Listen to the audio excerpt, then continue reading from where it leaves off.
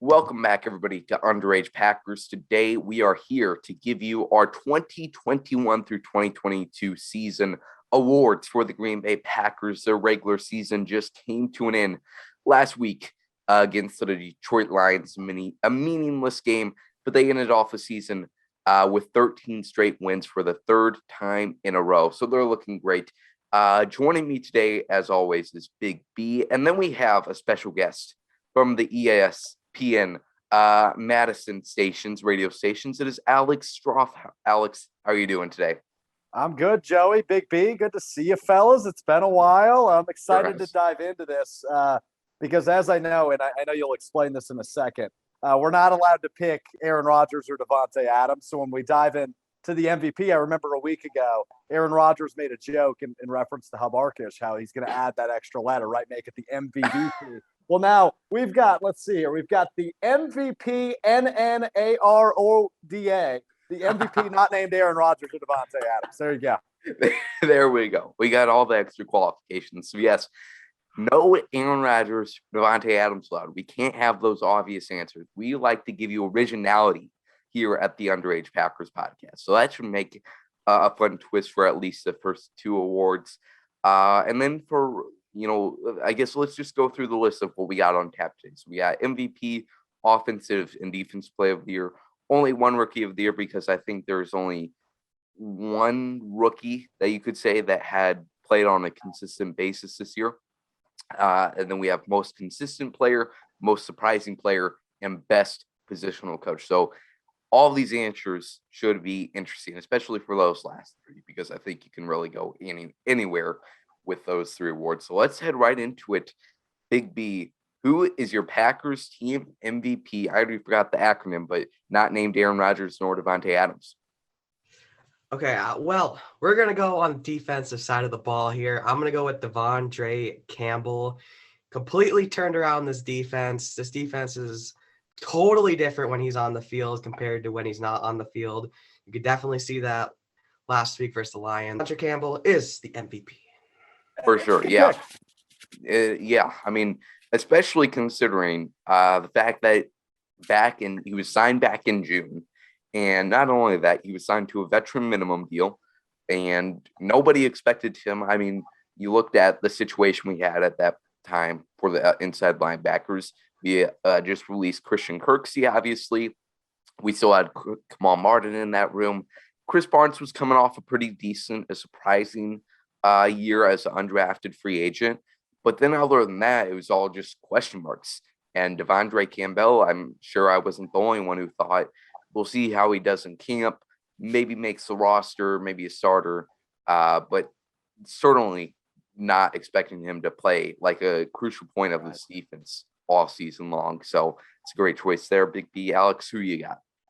Yeah, just on Devondre Campbell. I mean, you're absolutely right. Like, I think he's going to win like 4 of these awards we've got laid out because he was the absolute most shocking and most consistent guy that on that defense. They've been waiting for kind of that anchor at middle linebacker for him, right? We had the Blake Martinez experiment, and then we had the Christian Kirksey experiment, as you alluded to, and we brought in Campbell on what you referenced as a veteran's minimum, and he does this. Like, it was just totally not seen, and it's one of those low-risk, high-reward moves, several of which Brian Gutekunst has made in the last calendar year, and we'll get into another one later, I'm sure. But I'll go with the low-hanging fruit offensively.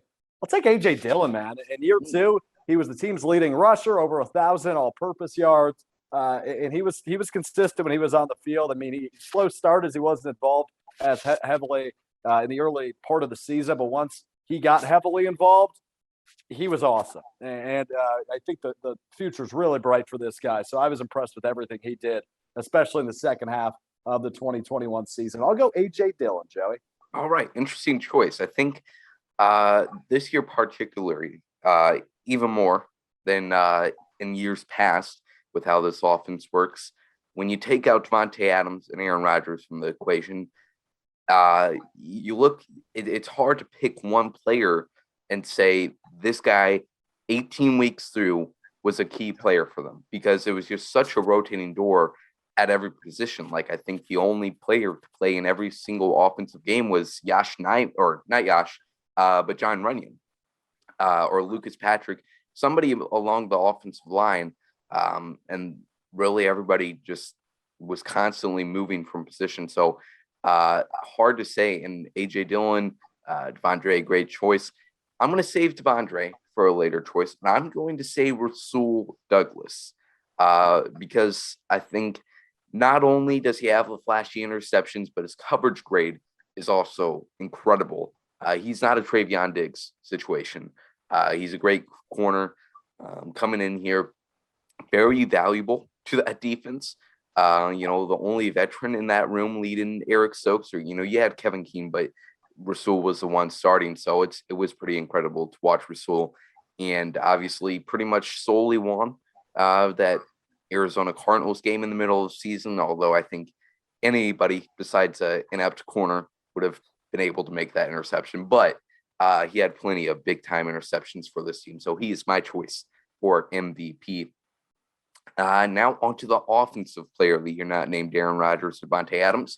Big B, who do you have here? Well, I'm gonna go with AJ Dillon, Alex's MVP of the year. Like he said, most consistent player. And as I look at everybody who played this year and everyone on the offense, AJ Dillon's really the only one that really stood out as the most consistent week in and week out. So I think he really deserves the offensive player of the year. Yeah, I'd agree with you. I mean, Aaron Jones was hurt for some parts of the season. And it really, I wouldn't say he had a down year for Aaron Jones, but he certainly wasn't his 2020 self, not as dynamic in the offense. So AJ Dillon definitely just as a runner and even in the passing game definitely stepped up this year. Alex, who is your choice? Yeah, I'll go a little outside the box here. I'm going to go with Alan Lazard, the Lizard, right? Ooh. Like, I think we kind of had the emergence that maybe we were expecting, right? We know what this guy was capable of coming into 2021.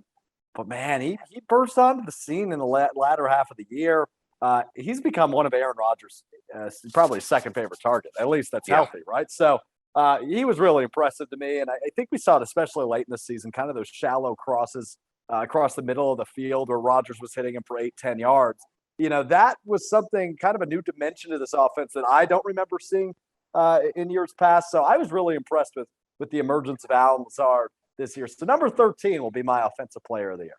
All right, interesting choice with Allen. I mean, there's a lot of people. He had a lot of haters on his back. Oh, yeah. Pretty much like because he had a bad stretch there for a few games where he had a few drops. But ever since like the Rams game, ever since start of November, he's really put it together.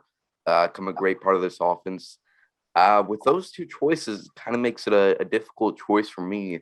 But I'll go out there and say John Runyon, who I just said, the only player play all games, and I think he's quietly had a really nice year for the Packers along the offensive line.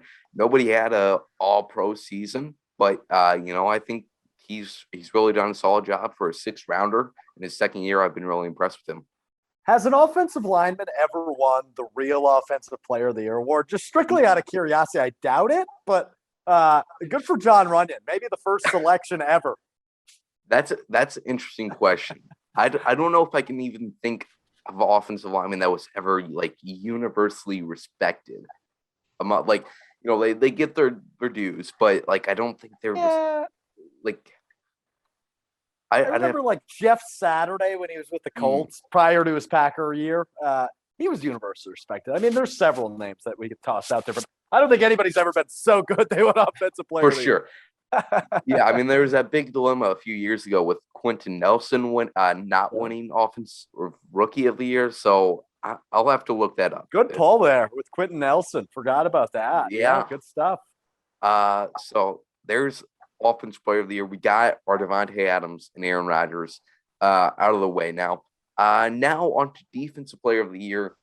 Plenty to choose from here, Big B, but who's your selection? I am going to go with Mr. Rashawn Gary. Wow. That is my pick. He's been a monster all year. Pretty simple. He's just been so good. Definitely his best year. Had all them haters when he was drafted. Now he's playing like an absolute monster and such a big piece to this defense. Yeah, it's hard not to get caught up in like imagining, Preston is great, but just imagining what the power this front seven would hold with Rashawn Gary playing the best season of his career so far, hopefully more to come, and then Zadarius Smith being an absolute beast on the other side. Alex, who's your selection? Well, you're leaving me the two easy picks and two guys we've already talked about. I'll go with Devondre Campbell since I didn't get him at MVP. And I'll probably pick him later. Actually, no. Let me flip my pick because I want to pick him elsewhere. Give me Rasul Douglas. He led the team in turnovers. He had 2 games in a row with pick sixes. Right? He joins Herb Adderley, a professional football Hall of Famer, as the only 2 Packers to ever do that. The only 3 Packers with 2 pick sixes in the same season. Herb Adderley, Rasul Douglas, and another Pro Football Hall of Famer, Charles Woodson. So come on, give me Rasul Douglas. I'll talk about Devondre Campbell later, but I want to go back to Rashawn real quick because we knew how physically gifted he was, even when he was at Michigan and was recruited out of high school. He's a physical beast, right? I mean, just he has the presence, he has the build, he's got everything you want in a great linebacker, but he hasn't really put it together yet, right? And this was the year we all wanted to see him make that leap, make that jump, and it seems like he finally did. To Big B's point, so I'm excited to see what he does in the playoffs. And to your point, Joey, if Zadarius Smith, as he returned to practice the day we're recording this, if he is back in the mix and fully healthy 100%, and he's playing as many reps as we'd like to see him play at a high level, come the divisional or conference championship round, assuming the Packers get there, this could be a really dangerous front seven, especially that linebacking crew. So I'm excited to see what Rashawn's got in this playoff stretch because that's Big B's boy right there, man. Let's see what he's got. Absolutely. And Rashawn Gary, it's his 3rd NFL year, but he's still pretty young. And one other guy who is still pretty young in his NFL career and is absolutely dominating is Kenny Clark. And he is my choice for Defense Player of the Year. I can't believe Devondre Campbell got left out of this, but he's just another guy. Obviously MVP, and there's awards down the line. You'll see why we didn't pick him here. But Kenny Clark, obviously he gets a lot of love, but I don't think he got even enough love this season for just the stuff. He's a great pass rusher, which is rare for a nose tackle, but also just the uncredited stuff, the stuff that's kind of hard to see, hard to get credit for what Kenny Clark does. So I'm a big fan of Kenny Clark as nose tackle for this Packers defense. Next up, we got Rookie of the Year. I think I'm trying to think if we should even throw this out there or if we should just universally agree on Eric Stokes. I'd go against that. Royce Newman? Ooh. Okay. He played in all 17 games. It was a guy, he was a 4th-round pick, I believe, if I'm not wrong off the top of my head. It's a guy you didn't expect to do much, and he was thrown into action, and we'll get into it later with what this offensive line overcame. But I'd throw Royce Newman out there. I think Eric Stokes did have a really nice rookie campaign, but that was a guy you expected to see on the field in his rookie year. I think preseason we talked a lot about, right? You might not see him a lot in the front half of the year.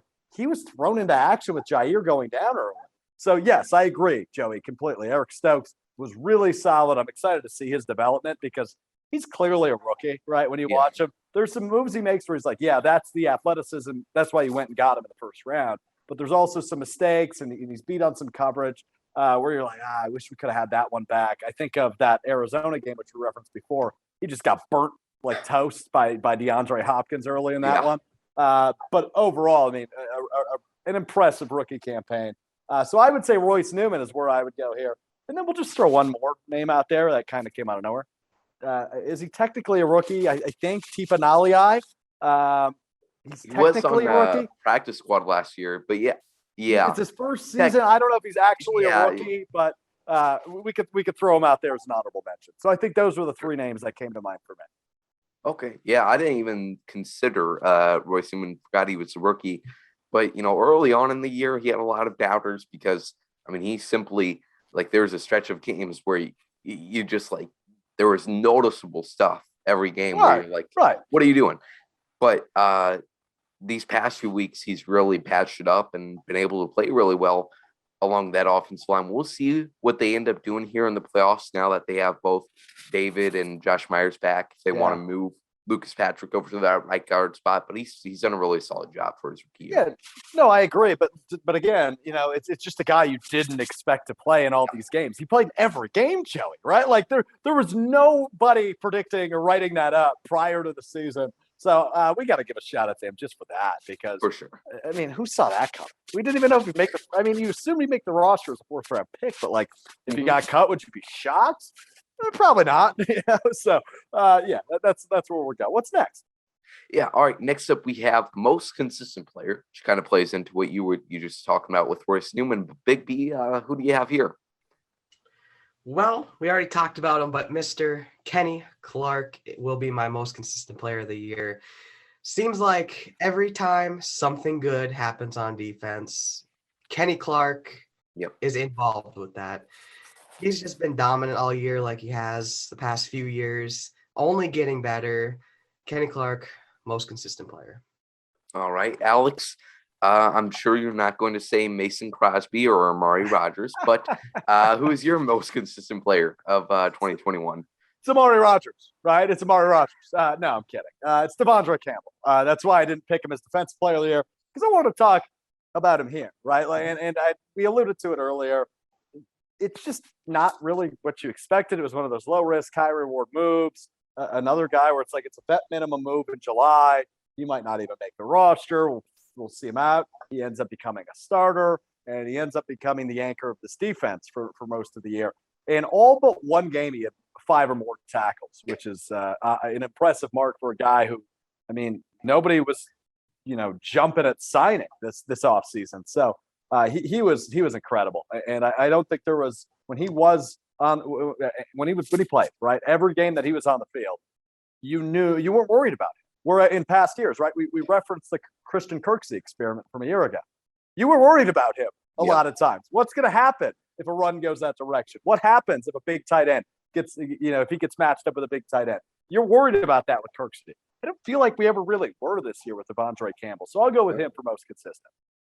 All right, that's a good selection. I'm going to go with who was I have this? Oh, Dean Lowry, one of Big B and I's favorite player out there. He doesn't get a lot of love. He doesn't get a lot of sacks out there, but man, he puts pressure on there sometimes. And every week he's just another one of those players that had doubters, had some haters before this season. And he really just turned on the gas this year, and week in and week out. There was kind of a feeling like at the start of the season where he compiled a few good games, because we've seen stretches like that from Dean Lowry before, and Kingsley Keke as well, of just like stretches like, oh my God, how do they keep on getting like multiple sacks? They just keep on getting their hands up, tipping passes. But I mean, it just never ended, and he just seemed to put it all together this year. He had a career high year in pressures, so really impressed with big, mean Dean Lowry this season. So I see Big B raising his arm and said Dean Lowry. Big B, I might have missed it, because obviously Jamal Williams, our guy now with the Detroit Lions. Who's your guy this year? Have you picked a new guy to stan over? Have you created a new Stan account, or are we not quite over the breakup with Jamal Williams yet?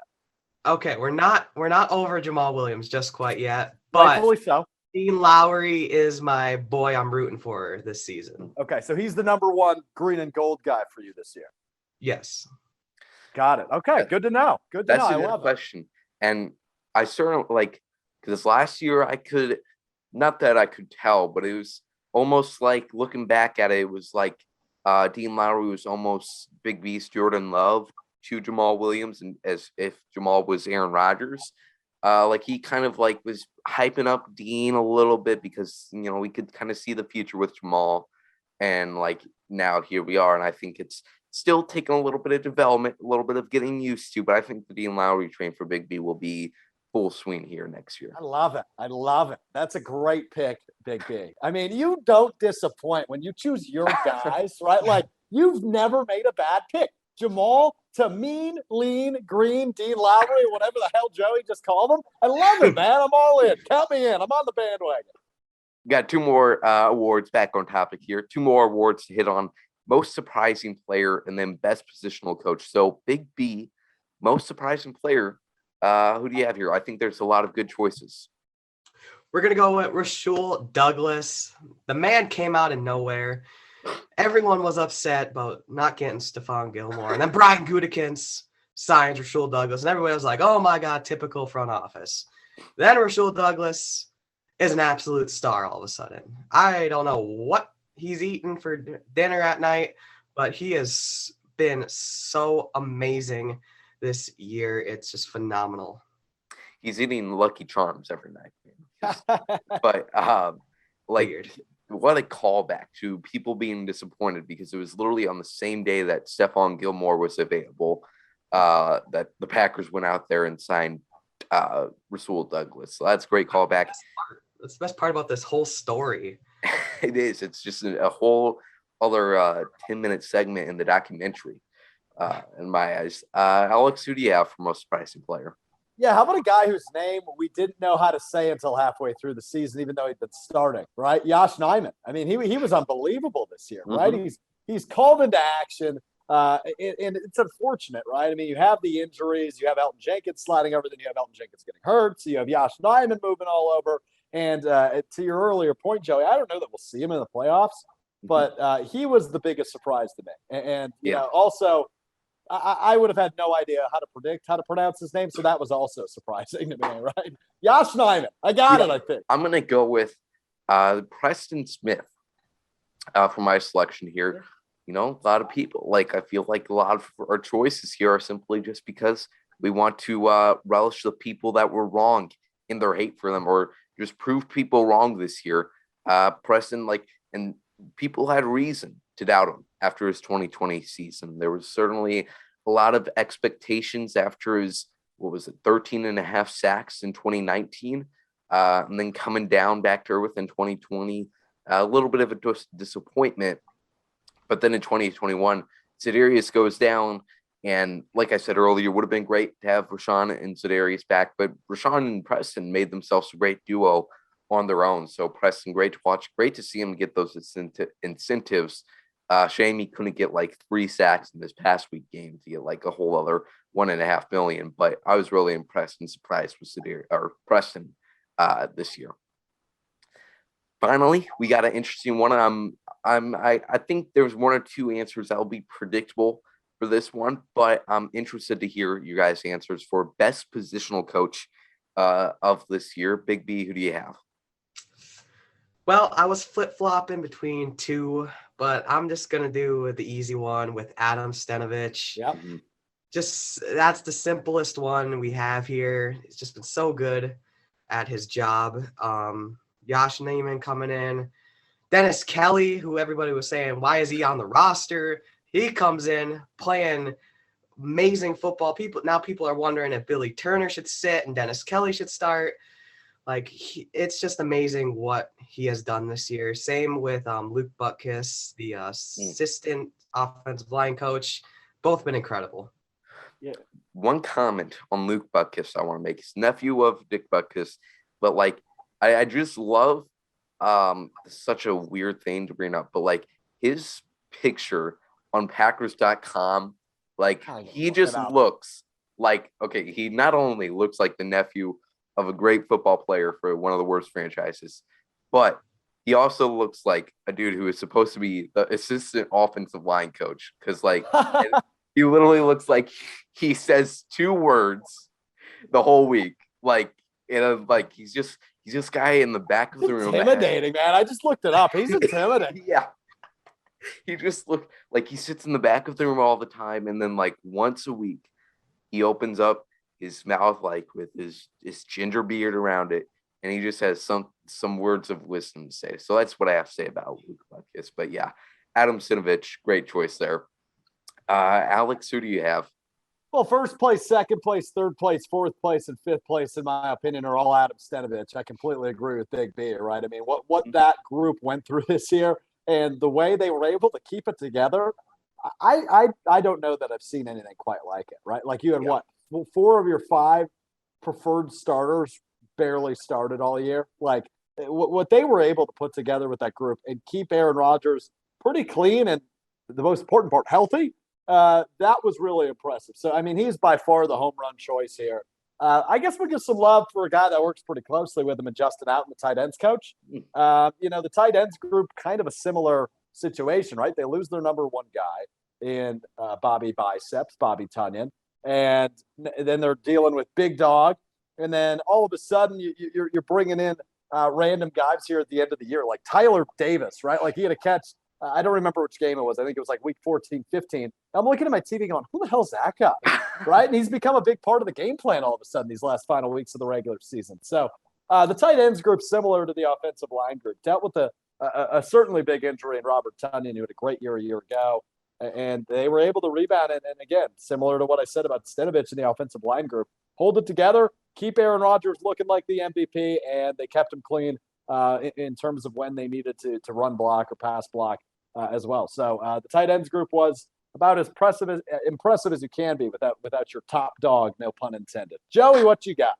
All right, for me, I have a guy who doesn't get too much love, but I'm going to go with Jerry Gray, former defense coordinator. Packers bringing him from the Vikings, and he's a quiet guy, at least from what we can tell from his press conferences.